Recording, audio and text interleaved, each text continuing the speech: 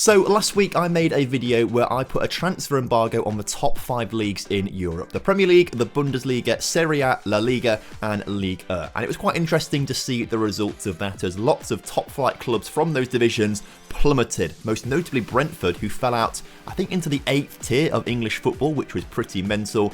But also the rise of other teams, such as Solihull Moors, who were suddenly the best team in England. And I think 1860 Munich had a really good run of things as well in Germany. And whilst it was really interesting to see what would happen if those 5 individual leagues had a transfer embargo, it got me thinking, what would happen if every top flight league from every single country in Europe also had a transfer embargo?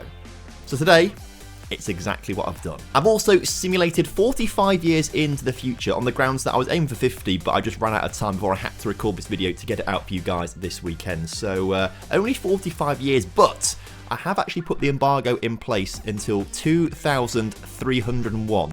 So I think we'll do a couple more episodes of this in the future where we go 100, 200, potentially close to 300 years into the future to see the full effect of this. So stay tuned for more of that. Make sure you drop a like on the video to say that you want to see that video, and of course subscribe to the channel if you're new around here, because apparently only 54% of you who watch my videos aren't actually subscribed. So I'd like to flip that over and get more of you guys subscribed. So if you press that red button, I would love it if you could join the TomFM channel. So as you can see on this competition reputation ranking list of all the leagues in Europe, if we click on the English Premier League, for example, and just go to Leicester, you can see down here in general they've got a transfer ban until 2301, which is very exciting. But we can also scroll all the way down this, and if we find the Hungarian First Division, for example, and click on Puskás Academy. Wait, is this the top flight in Hungary? I'm not sure it is now. General, no, it is the top flight in Hungary. I panicked a little bit then, thinking I clicked on the wrong league, but no, they also have a transfer ban until 2301. So all across Europe, every single top flight has a transfer ban. However, there are a lot of second tier leagues in Europe that are also pretty good, and in Football Manager every single league has a reputation from 0 to 200, and I decided that all of the second tier leagues in Europe who had a reputation ranking of 100 and above should also have a transfer embargo. So as you can see, there's just a few more leagues added in there as well, even dropping down to League 1 in the UK, the 3rd tier. So plenty of clubs with a transfer embargo. I think actually it's just under 2,000 clubs in Europe have a transfer embargo. So this is going to be really interesting. However, there is one thing that is a little bit broken. If clubs already have an existing transfer embargo, that's the one that takes precedent over the one that I've set for all of these clubs, which is a bit of an oversight on my part, I must say, but teams like Reading and Derby, who at the start of the game do have transfer embargoes in place for breaching different rules, then that takes precedent over the transfer embargo I set. So for example, with Reading, if we go to their general, you can see that they've got an embargo until the 1st of January 2022. After that, they can sign players. So in the Championship at least, Derby and Reading are kind of exempt from this, which is a little bit frustrating, but it's an oversight of mine in the editor. I didn't realise it until it simulated 45 years into the future, and I wasn't going to restart it there. So Derby and Reading are maybe the 2 exceptions to the rule, and any other clubs that may have already got transfer embargoes in place across Europe. So you join me in 2065, 45 years into the future, and we're looking at the competition reputation rankings right now, and not an awful lot has changed. I'll be honest, I wasn't really expecting a whole lot to change in this, because we've given a ban to every single league in Europe, or top flight league in Europe, so I wouldn't expect things to massively change. Obviously, all of these clubs are now relying on youth intakes, but they're also now relying on the 2nd division clubs or the 3rd division clubs to get promoted, be able to buy players and progress that league onwards. And because of that, the status quo seems to have stayed pretty similar. Like, there's not an awful lot of change here whatsoever. Although, you know, there are a few leagues that do seem to have jumped up a little bit, like the Kazakhstani Premier League, that's jumped up to 23rd in competition reputation ranking. I can't even click into it, because it's just not in the game apparently, but Kazakhstan risen up massively. Also feel like Bulgaria have really risen up the rankings as well. They're right up there as well. You can see just from this little graph here, there is quite a big increase recently. Ludogorets seem to still be the top team in Bulgaria, so despite them having a big transfer embargo, they must be having great youth intakes every single season. And you can see here from their facilities, they've really invested heavily into the facilities to bring through great players. But yet, they still have that transfer embargo, and they are doing phenomenally well, as you can see. So things are looking pretty good for Ludogorets. What is quite interesting is the fact that the Bundesliga 2, the Sky Bet Championship, Ligue 2, Serie B, Spanish second division have all dropped massively, significantly.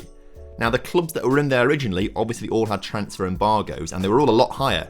I think you could see most of them on like the first 1 to 24 leagues in Europe. They've dropped down quite significantly.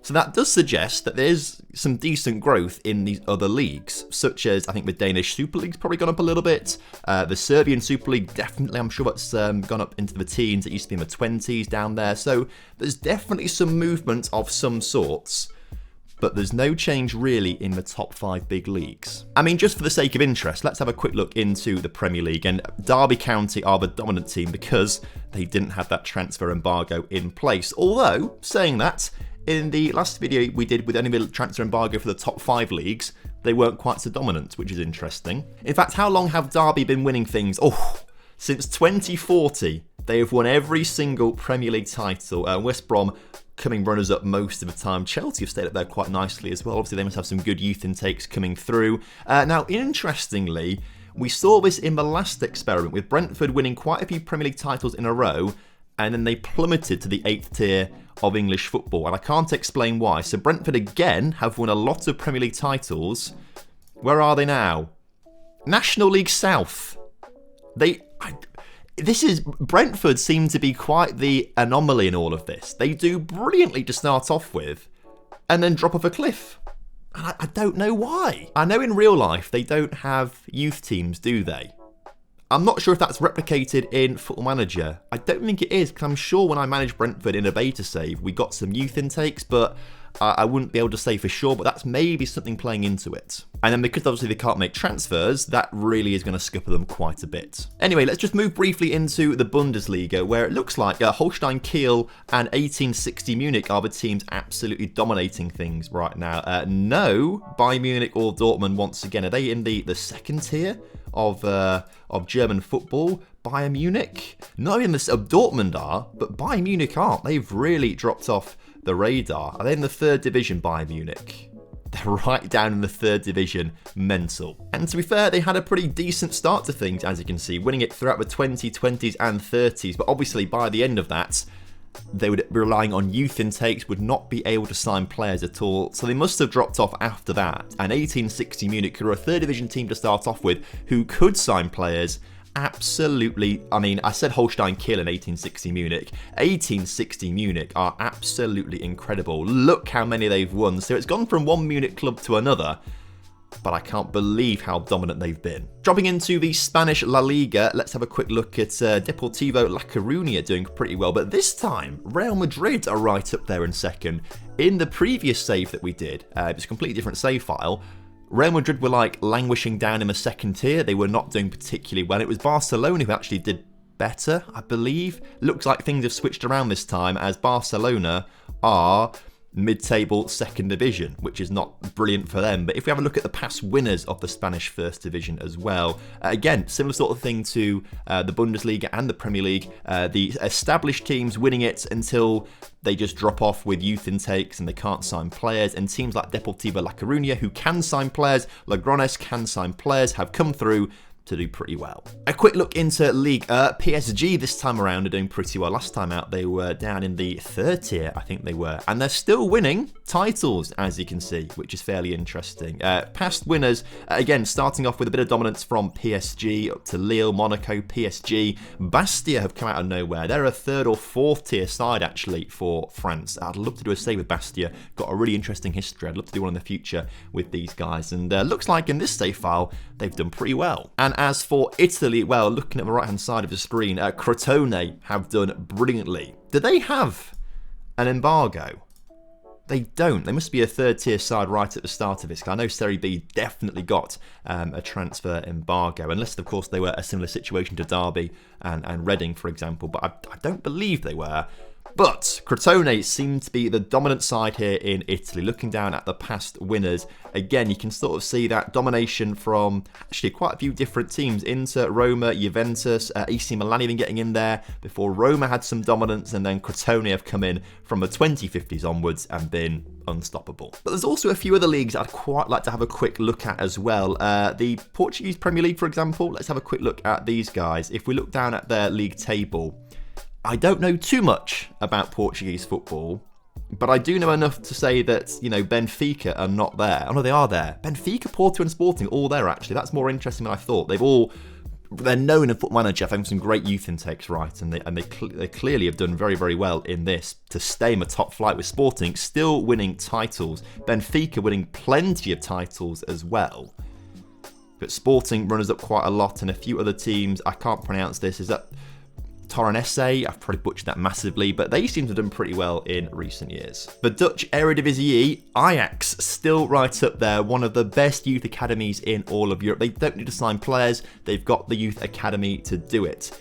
But looking through this, there's not many teams that seem to have survived. PSV, Twente, Utrecht, Vitesse. Actually, okay, I say that. I'm listing off quite a few of them now who seem to have survived and not been overtaken by teams who can make transfers. But saying that, outside of Ajax domination throughout this entirety, Hercules, I don't believe they will have a transfer... they do have a transfer embargo, Hercules. Or Heracles, I can't say it properly. I've got Greek mythology in my head, so immediately Hercules came to my head when I saw that. Apologies for getting that wrong, and all the other team names wrong at some point in this video. Ajax dominations really carried on with this, although it looks like a few teams that definitely aren't Eredivisie teams at the start of this are starting to come through and doing pretty well for themselves. Belgium Pro League, again, now this looks very familiar to me. I'm doing a stream save actually with Anderlecht right now, and a lot of these teams are in there from the start. There's a lot of them, and it looks like Anderlecht have had a great run of things. They've got great youth development. A lot of Belgian clubs do actually,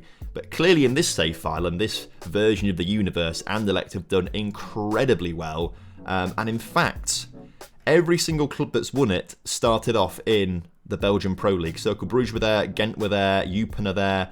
RWDM actually might have been a second tier team at the start of the save file actually, so maybe they're the only ones who have won it outside of the top flight, but the status quo feels like it's stayed true in Belgium at least. I'd also be pretty interested to see if the old firm hegemony has been stopped, and by looks of things it has done. Now Rangers and Celtic are both still in the top flight of Scottish football, but Livingston are a team, oh my word, Livingston have absolutely dominated since the 2030s. So Rangers won quite a few. Celtic picked up one in 2026-7. Hamilton, Wraith Rovers, or is it just Wraith? I don't know. There might be two Wraith teams. I don't know Scottish football that well, so Scottish fans don't get too cross with me, please. But Livingston, wow, absolute domination. And Celtic, you know, with the odd title, second place, Rangers with the odd second place, it's been, you know, really hotly contested by Dundee, Partick Thistle, Ayr United, like a few different clubs. Scotland's interesting. Now, I'd love to go through every single league. That would be absolutely fantastic, but we haven't got enough time in this video. But I do want to give you guys a bit of time to explore this yourself. So, a link down in the description to my Patreon page. Patreons, you will get the save files that are automatically saved every 5 years, including the edited data.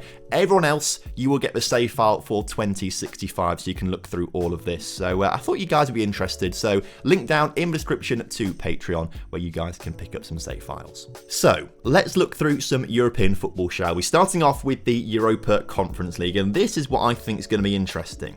I think we're going to see a whole lot of different teams winning this. So dropping down to the 2020s, the usual suspects are going to pick it up until their players start to retire, and then other teams come through who can sign players or have amazing youth intakes. So the usual suspects win it, and then we sort of get to the 2040s where, you know, Malmo, Austria Vienna, Fulham are winning at Cordoba. Hartlepool United out of nowhere pick up a victory there, which is pretty interesting. Hansa Rostock, I think they're a team in Germany, right? They've done pretty well to win one. I presume, I can't say it, Wiesbaden. They're a German team either way, and they have won the Europa Conference League, which is pretty good. They managed to beat Benfica in the final. Also quite interesting to see the runners-up as well. A lot of clubs like Astana, been there a couple of times as well. Queen's Park from Scotland. Sabadell, who are like a 4th division Spanish side, I believe. If I remember it correctly, at least they were at one point a 4th division Spanish side. Hartlepool lost the final to Munster. Luton lost the final to Amiens. I love looking through this bit of history, basically. Moving up to the Europa League then, and you can see a few more of the teams that were leading lights in the 2020s, your PSGs, your Man Cities. They're doing pretty well. Chelsea picking up a few, Arsenal reaching a final, Madrid reaching a final. So at the upper ends, or the midpoint of European continental football, it does appear that some of the most recognisable names in world football currently are still doing pretty well, relying on their youth intakes, which is quite cool. Dropping down again, you can sort of see as they start to retire, the players, they sort of drop off a little bit, and a few of the teams get wins in there. Holstein Kiel, Heracles that we spoke about earlier on, Crotone, who are Cottbus. They're a German team, Cottbus. What is interesting is that we're not really seeing many other leagues popping up. It's the top 5. It is the English, German, Spanish, French, Italian mostly. There's the odd Belgian team in there, the odd Dutch team in there. There's not a whole lot of other teams. I mean, Forest Green Rovers, runners up there, losing it to Arsenal in 2041. Swindon as well. But they're English. They're not Serbian, Croatian. And then moving into the Champions League, and again, that similar sort of thing where the usual teams are going to be there until their players start to retire and they have to rely on youth intakes. Although Salzburg, out of nowhere, did very well for themselves, and they will have an embargo because they're a top-flight Austrian team, but they won it in 2030. Well, that's probably the most impressive thing we've seen, maybe. It gets interesting in the 2040s, and 1860 Munich just are the most dominant team, aren't they? They are absolutely fantastic. They must be the best team in the world based on all of this, which is properly interesting. Derby runners up quite, oh my goodness, Derby have won 1 but lost 1, 2, 3, 4, 5, 6, 7, 8 Champions League finals. They've been in 9, won 1, lost 8. Derby County, I mean, you must hate 1860 Munich. It's mostly these 1860 Munich teams that are beating them. Coruña beat them there. Madrid and Porto getting to finals. Holstein Kiel recently have done pretty well, beating 1860 Munich in a couple of finals. Deportivo La Coruña doing quite well. So we're starting to see the new big teams coming through. Your Coruñas, your Derbys, your Bastias, your Holstein Kiels, your Logroñeses, your 1860 Munichs, even Crotone coming in there a little bit. These are the new leaders of world football. And it'll be so interesting when we do go 100, 150, 200 years in the future in this to see how they perform. But because we're not seeing a lot of leagues outside of the top 5, I would be really interested to do this again, a different save file where we put an embargo on every single English, German, French, Spanish and Italian league. Just put an embargo on all of them. Maybe even try to bankrupt a few of the clubs in the top flights as well, but that maybe is affecting things a little bit too much. I'd love to know what you guys think in the comment section, because I'd love to see a universe where, I don't know, Red Star Belgrade are the team winning it every single season, or Dynamo Kiev are the ones winning it every single season. Before we round things up though, do want to have a quick look at the European Football Championships and the World Cup as well to see if this is affecting the national team setups at all. And looking at the European Championships, it's not had a huge effect until the 2050s onwards, maybe 2040s onwards, because Serbia runners up in 48. I mean, Croatia have always been solid, so they're up there too. But Austria runners up in 2060, Serbia win it in 2064. I feel like that's very impressive, but is that just a repeat of Greece winning it in 2004? You know, after this, when we go into the future, are we just going to see more domination from Spain, Portugal, Spain, Italy, Portugal, Italy, England, France? Are we going to see more domination? Maybe. As for the World Cup, has this had an impact?